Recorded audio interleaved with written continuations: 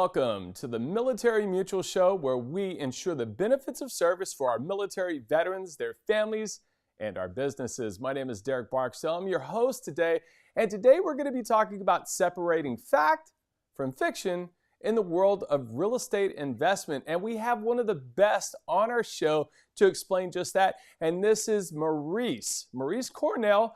How are you doing today, sir? I'm good, man. Good to be here with you again. Oh, man, it's awesome. It's like kind of coming full circle. You know, you've been one of the best just in the real estate industry. You were one of our top producers in real estate sales at Military Mutual years ago. And then as life evolved, your wife got stationed elsewhere. You moved to Minnesota.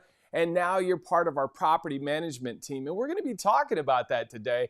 And, you know, one of the biggest things that I think that you always brought to the table is your expertise from being a veteran, not only a veteran, but also being a landlord yourself. And then also you have a world of certificates and also the home inspection world. So you know everything about the property management world from the life of a military member. So we're going to be talking about just that, you know, how someone could be prepared for becoming a landlord, what the myths are that are out there about being a landlord, and why you should ultimately have a property management company and what they should bring to the table, whether it be Military Mutual or not. So first and foremost, Maurice, please tell us a little bit about your personal experiences as a landlord, who you are, and what you came from over the years that we've known each other.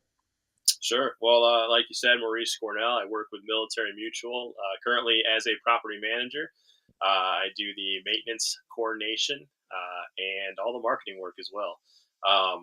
Like you said, coming full circle, I got into real estate doing property management on my own personal property, then figured I could jump into the real estate buying and selling side of everything, and then ended up cycling back into property management after like you mentioned, we took orders, left San Diego, ultimately relocated up to Minnesota where I am right now.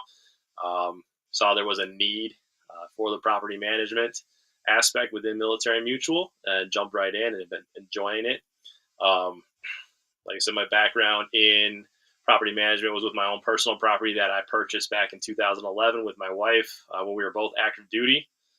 We then quickly got relocated out to San Diego after probably owning that property for less than a year. Didn't know what I was going to do with it. Didn't have the education that I have now, which is why we set up what we set up, the educational aspect for entrance and exit into real estate as a military member. We've helped thousands upon thousands of people with the ideation of purchasing a property, either selling it as an exit strategy or listing it for rent and getting tenants in there. For me, we ended up renting it, and I did all the work myself. I found my own tenants. I vetted my own tenants. And then from there, I kind of just let them live in the property and do what they wanted. I had no idea what to do. So I ultimately hired my own property management company, got into real estate with you and Military Mutual, and realized, wow, they're doing this wrong. So, True. you know, I began to educate myself on how I could do it better. Took that property back over, found a proper company out in Virginia. It's in Virginia, so long distance, and let them actually run it. Now running it with you and Military Mutual, handling all the properties in San Diego. There we So that's go. quick and dirty about how I went from property management to real estate agent back to property management. I love it. I love it. But one thing I got to ask, man, I'm here in San Diego, sunny San Diego, great weather. And I'm up here wearing a sweater, and you're over there with a polo, and you're in Minnesota. What's the temperature out there today? I think when I last looked, we were 35 today, but we were dipping into the 10s and below at nighttime. So it's pretty cold here, man. But you acclimate, you know, it's just keep the digits warm and you acclimate. So.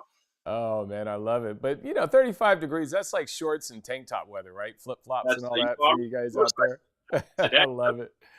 Well, hey, you know, what are some of the lessons learned that you have learned from being a landlord yourself when you were on active duty? You know, it's easy to look at, you know, things that you could do better, you know, from the perspective that you are in now. But Yeah. what would you wish you would have known as a landlord when you were on active duty and weren't really involved in, real estate as much as you are today? One of the big things is vetting of tenants. So when I was running my own property, basically property managing myself, I went through three different tenants because I wasn't properly vetting them. One big thing is saying, oh, they can qualify for the rent. That makes them a good tenant. And that absolutely is not the end all be all, So having the proper vetting in place to make sure that you're getting the absolute best person for your property into your property is a big one. See, maintenance requirements, finances, having that in order. I did not have my finances in order to be a landlord at the time. I mean, I quickly learned how much money I had to have in regards to what I had put away for the property itself and my living expenses, etc. Those are some of the big things, And then Sure. biggest thing is understanding that you're now a small business owner and your business is your property. Wow. So we can talk about that a little later, but that's a huge one for me. And this is what I tell every tenant that I talk to now today is treat this property like it's your small business, and you'll be rewarded. Absolutely, you'll be rewarded. Absolutely. Yeah, no, very well said. And those are common themes that we've seen a lot of our landlords kind of go through. And now we're able to coach them up before they get that. It's kind of a 101 class in being a landlord that, our initial consultations are with military members because I want to set them up for success. The worst thing is a guy who treats their property like an ATM and just waits on the check to come in so they can pay their mortgage payment. You can't do it that way. You have to treat it like a small business. You have to have a budget in place. You should always have at least 1 month of your mortgage payment in your own account, a separate account, not your commingling of your personal account and all those things. But, we'll talk about that. And, one of the big things that you brought up was, properly screening your tenants. There is nothing more important than that. The good thing is that Military Mutual, we've only had one eviction since 2011. And the reason why we've only had one eviction is because the first one scared the living daylights out of me because it was only like 6 months into us becoming a property management company. And I was like, wow, we got to get ahead of this. And unfortunately, it was a client who basically, had recommended their own tenant. And even though we saw the red flags, they said, no, just move forward with it. So kind of a rough situation there, but we were able to learn from it. So, I always say, pick your clients or pick your applicants, cautiously and don't feel rushed. Hey, I'm going to lose, $30 or $100 today if I don't pick someone. Take your time because it makes a world of difference. We've had tenants that have been in our properties 5-6 years because we picked the right tenant, pay on time all the time, very minimal maintenance requests and things of that nature. So you hit the nail on the head. And so, transitioning from your time in active duty and as a landlord, and now you've already went through becoming a top producer. And when I say a top producer, this guy was doing 30, 40 deals a year easily. And then he transitioned out of it, but now got into property management and you've been able to help us. So what is your role right now at Military Mutual in the property management world? Well, what I'm doing right now is actually maintenance coordination and director within the company. So we have a really good team. When we onboard our clients, our new property owners or landlords, and then our tenants.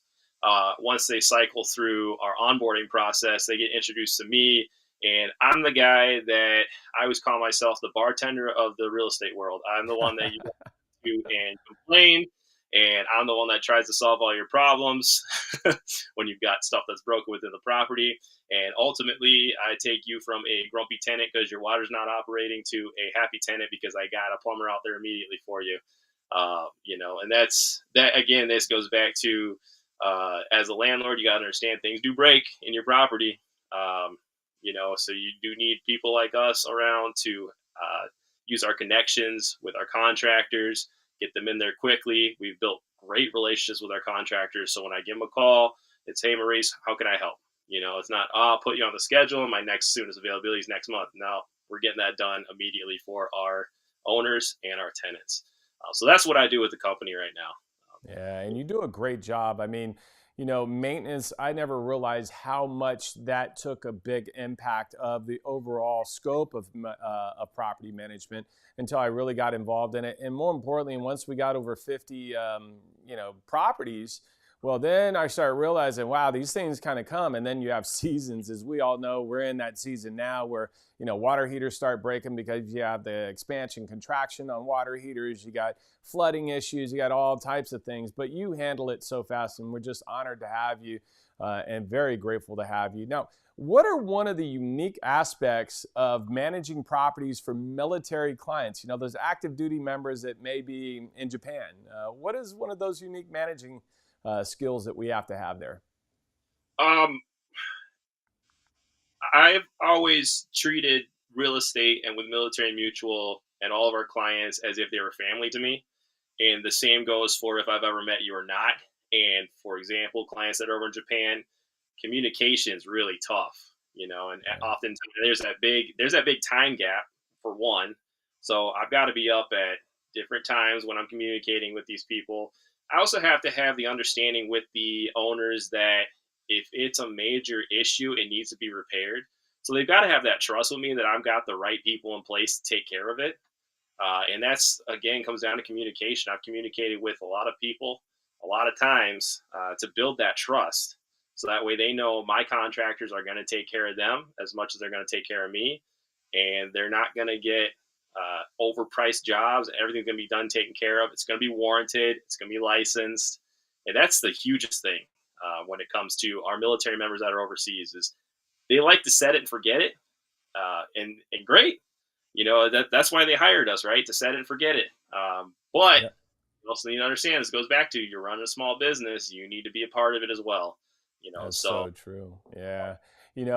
I think of just all the things that you've done. We've coordinated as a staff and as an organization, really to ensure that our clients are set up for success. And, there's so many different success stories. And I think about right now the Kevin Valencia, property that we had so much going on, and then we're able to move that tenant into another property that we had. Explain a little bit about that and how you think that maybe we've set, not only our landlord up for success, but also our tenants and made everyone look like rock stars. At least specifically our landlord looking like a rock star. What do you feel about that one there? yeah, so that one was a great success story for us as a company as a whole. Since I've come on as a realtor and into property management, our stable of properties has grown. And we're going to cycle back to that statement here in a minute. But so essentially what happened was the tenant called us late at night, water leaking. They got a shower. It's water's going everywhere. We got the water shut off. We got an emergency plumber over there to get all that taken care of so we didn't cause any further damage than necessary. And that's one big thing is making sure that, you're not flooding the property. So we're going to send our emergency contractors out. We ended up contacting the owner. Great owner. We've had numerous conversations with him. He's become a really good friend of the company. He was real quick to get on the phone with his insurance. They were real quick to send out their assessors. They got the right contractors out, and we figured out, hey, this is a bigger problem than we thought it was going to be, unfortunately. So what ended up happening is we told the tenant, hey, we've got an option for you here. We can either put you up in a hotel, which is going to be, again, small business owner, your expense, unfortunately, as the owner, or we do have a stable of properties that you can go look at, and we can move you into that instead. She's ended up taking option B. From what I'm aware of, happy right now. We're still managing her as a tenant. We still have the owner's property within our stable. All that is getting wrapped up. The house is looking beautiful. Landlord's happy that we jumped on it right away and stopped any further damage. And the tenant's happy that we were able to relocate them into another one of our properties and they can stay with us. Love it. Yeah, a great success story. And those are the things that really make you feel proud. You had a service member as a landlord. He recently retired, and he and his wife retired and moved to Texas, and his property's out here. And I know he had a little bit of concern with it being far away, but knowing that someone like you and Military Mutual is, there to take care of him definitely lets him set at rest for sure. Now, for our audience, there's a lot of things that are out there that go on. And, that is one of the biggest things. People are afraid of property management because they say, oh, what about maintenance issues? And, there's a lot of myths that are going on about being a landlord and all the different things that go around being a landlord. And that's an example of something that, does happen, with an investment property. But that's why it's key to be in the local area at a minimum, or have a property management company that can handle those things for you. But, let's discuss a little bit of those myths that are out there and maybe some misconceptions about being a landlord. We always have stereotypes about, maintenance issues or horror stories with, tenants that, live in the home for 2 years without ever being kicked out. Talk a little bit about that. Well, you kind of touched base with. I have a whole list here, a laundry list. We could be here, but you kind of touched base with one of them, and it's that we are always evicting tenants, and that's not necessarily the case. As you mentioned, I've been with the company for 9 years, and you've Never. had business running for. In the 9 years I've been with the company, I've never once experienced an eviction. Yep. Because we're And taking that's care of. 1,000. I mean, we've had over 1,000 clients, overall and stuff. When you look at all of the different numbers that we've had in place, so that kind of tests, the true waters. It's a good sample source to see, and it goes Yeah. back down to what you were talking about. But I'll let you continue. Yeah, so like they say, myth busted there, right? We've only had the one, and we touched base on why we had that one. The second big myth for me is when I'm talking to people about converting from ownership to landlord, is that, well, my tenants are just going to break everything in the house. It's not worth it financially for me. And again, doing this for the last 6 years of my real estate career, as the maintenance director, I see it all. We've got our stable of properties, and I can tell you there's tons of properties that I've never had to communicate with the tenant because they haven't had anything wrong. There are some, older houses, stuff breaks, but you know what? This is life. If you're in the property as an owner, you'd be repairing it yourself. But do tenants break everything within the property as soon as they get it? Absolutely not. And one of the reasons being is that security deposit, right? So you want to touch base security deposit. Everybody wants that back at the end of their lease terms, right? That's 1 month's rent on up. Everybody wants that money back. So they're going to take decent care of the property. And if you vet your clients and your tenants correctly, you're going to get people who are going to take care of that property like they own it. And oftentimes they're leaving it in better condition. Some of these guys are painting the walls for you, and they're doing it in that neutral tone that we love to ask them for. Carpet cleaning, they're Q-tip scrubbing things. It's crazy. And, when you get down into military clientele, they're cleaning and it's looking good. So, well, that's what's great really about having military clientele. Right now, I think we're at about 92% occupancy, or excuse me, 92% of our landlords are military, and roughly over 85% of our tenants are military, and we do gear towards military. Now, a lot of people look at military mutual, oh, is that just for the military? No, what we like to say is we bring the military work ethic to real estate and property management for you, but we service everyone that's out there. But I will say that our military clients are typically always top notch, and they leave the home in better condition typically than when they moved in, because they're used to, moving into housing and having those inspections afterwards. So they're in tune with that. And then they have a level of respect and integrity that I think goes around. And I'm not saying that civilians don't have that, but you just see a more standardized across the board type of feel with your military tenants that move into the homes. And I think that, with one of the big myths that I've seen, and if I can add to this, a lot of people, when they first start off and we show them some applications and now we brief towards it, they're like, oh no, 750, I need to have 750 credit or above. And, it's really not the credit score. I've had people that have been a 610 credit score that outweighs someone that's at a 810 credit score. And the reason being for that, and I say it all the time, is that I could get someone right out of college and they haven't really had a true life to live off of. And if they do things correctly, they're being tutored, they're living in, their own dorm rooms, they're kind of coddled through the whole process. They leave there with a high credit score. And then they get a job for, let's say, $60,000 and they have a 800 credit score. Then you have, another family. And let's say this family comes in and they're at a 620 credit score. but their combined income is $130,000, that they have annually. And then they have maybe a child, they have some responsibilities that they're used to taking care of. And then you look a little bit deeper into the credit score and you see, well, the only reason why they really went down to 620 is either it was a medical expense that they had, or maybe it was a cell phone bill that while the guy was on deployment, he didn't pay and so forth, and he took a hit. But overall, they've paid every other bill on time, no evictions and things of that nature. I'd rather take someone proven in that regard over someone who's coming out of college or something like that who isn't proven.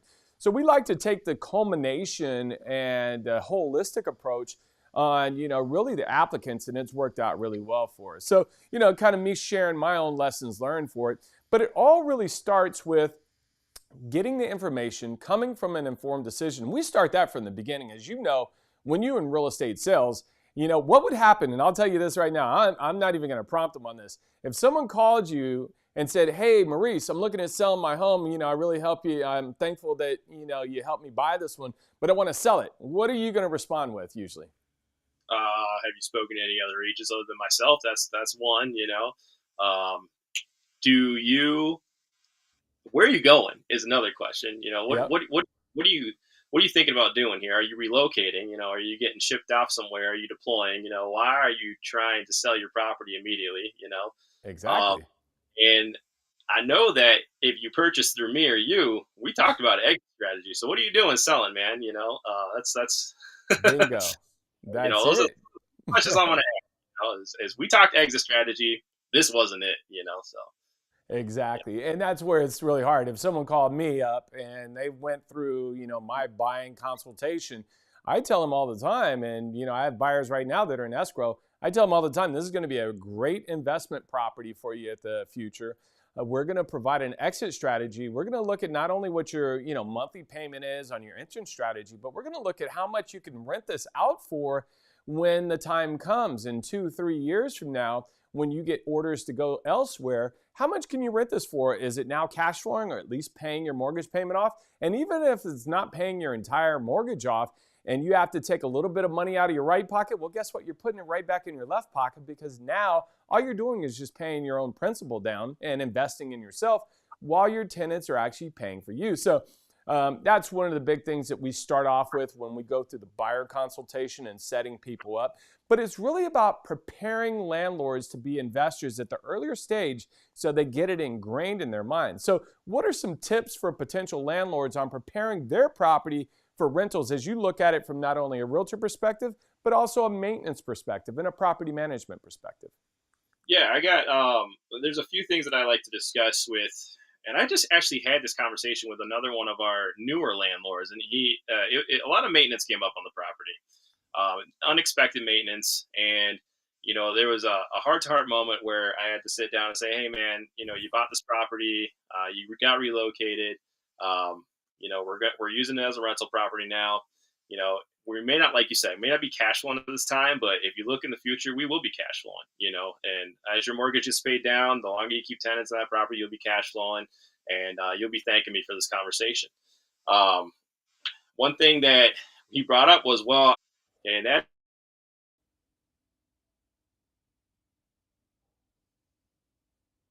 2 months of rent in your business account. Set up a different account for the property. As you mentioned, having at least one. I always tell people to have 1 to 2, even more, because you're going to have unexpected expenses, and you're going to want the money to pay for that. You don't want the surprise of a $3,000 water heater bill and not have that. So keep that. Another thing, like I've been harping on, is you got to treat this property now like it's a business. And what do I mean by that? How do you treat this like a business? Well, separate accounting for this property, separate bank accounts, what I touched on. Uh, all your expenses, track them. And this leads into my last point here. When it comes to taxes, you'd be able to write all that stuff off. And this is another thing that we talk to our new buyers is, if you do convert this into a rental property, track everything, keep all your receipts, and get a good accountant. That's having a partnership. So Yeah. um, my third tip is to trust your team. If you're hiring a property manager, you hired us for a reason, and you got to put your trust into us. I know we probably had countless conversations with you, the landlord. The reason you hired us is for our expertise in the field and our connections to our contractors and anything else that you may need. So you got to trust us. If we're calling you saying there's an issue, or hey, checking in, what's going on, and you're not trusting us to do our job, well, it's going to be complicated process for you. So Yeah. that's my other big deal. Yeah, I think it really does start with just that. It's trust. And, a lot of times in real estate, people are looked at as, the sleazy salesperson, or they feel like that. And you have so many unfortunate, realtors, or let me say real estate agents, that are out there that give a bad, impression of what realtors are all about. And really, for us, it's about ensuring the benefits of service for our military veterans and their family members. And, we founded the company in 2011 in almost more of a philanthropic role. And, going back to, how we set our clients up for success, Military Mutual, if you purchase a property through our company, we provide you with 3 years of free property management services so that you have that exit strategy in place. And we work this together for you. And when I say full, property management, you have the maintenance, you have Maurice that's working for you, you have finances with D'Angelo. You're going to have a full-on suite where your clients can make their payments online, and you have someone that's going to be doing, property inspections to ensure that your property is being taken care of. So it starts with that. And then it starts with transparency. It also goes into the transparency that we need to let our clients know. And sometimes you have to have those tough conversations with them and keep them out of their own way sometimes. I love it when, people go and they talk to someone at work and they start freaking out, and then I talk to them, I calm them down and so forth. But, that's where the trust is developed. And, it starts off, from that immediate consultation, whether they're a buyer and we're giving them an exit strategy, or they just come to us and now they want to, rent their property out. Really spending time letting them know exactly what you said, I think is so, so very important. And, I think when you were talking about the maintenance and, tracking finances, that is what's great. We have that online system with Buildium, breaks down your records. So when someone goes to do their taxes, it has the full breakdown for them that they'll have readily available to give their tax consultant. So, a lot of different things that are involved in the property management world. And we've done so good over the last 12 years in providing, property management for our veterans and their family members. And it's just really exciting to see that trust that's grown. And I mean, quite frankly, we haven't had anything less than a 5-star review since we've started this. And in property management, I always say we have to please 3 people. First and foremost, our landlord.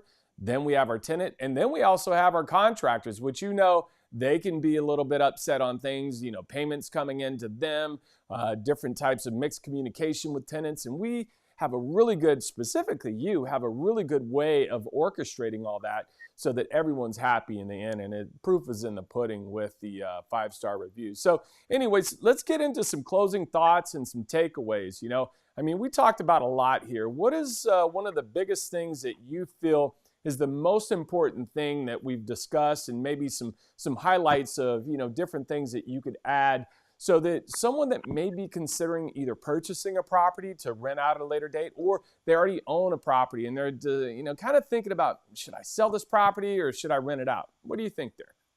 I think the biggest takeaway, to be completely honest, out of everything that you talked about is it all cycles back to that initial conversation that we had with our buyers. Because all landlords are converted buyers. Yep. And it's having that exit strategy. What is your intent? And what's the average lifespan of a home ownership at the time? Well, we're looking at like 5 years still, right? Roughly. Yep. 5 to 7 years. Yep. 5 to 7 years, right? So when you purchase your property, do you plan on relocating within that 5 to 7 years? Do you plan on just selling and taking profit or loss? Hopefully we're not taking a loss. California has a history of not taking losses, so we're good there. But that's the big thing is your exit strategy. What do you intend to do? I think when we sit down with our buyers, we always bring up the statement of let's build wealth.